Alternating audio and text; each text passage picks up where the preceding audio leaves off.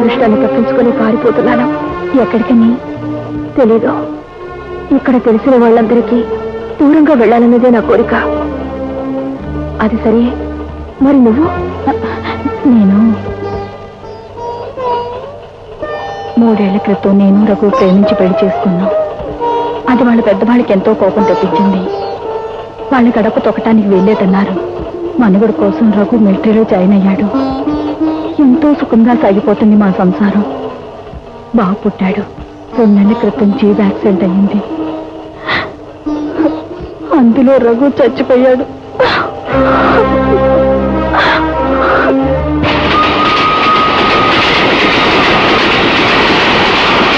తమకున్న ఒక కొడుకు పోయేసరికి రఘు వాళ్ళ నాన్నగారిలో పశ్చాత్తాపం ఏర్పడింది.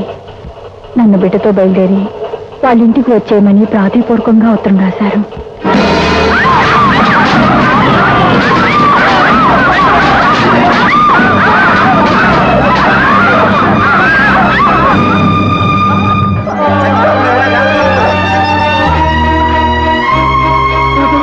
డాక్టర్, బాబుకి ఏం పర్వాలేదమ్మా.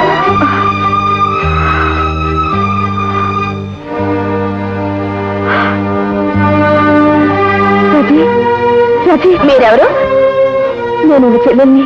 ఆమె పరిస్థితి చాలా సీరియస్ గా ఉంది. మీరు ఇక్కడే కూర్చోండి, పెద్ద డాక్టర్ని తీసుకొస్తాను. రాజీ, రాజీ, రాజీ.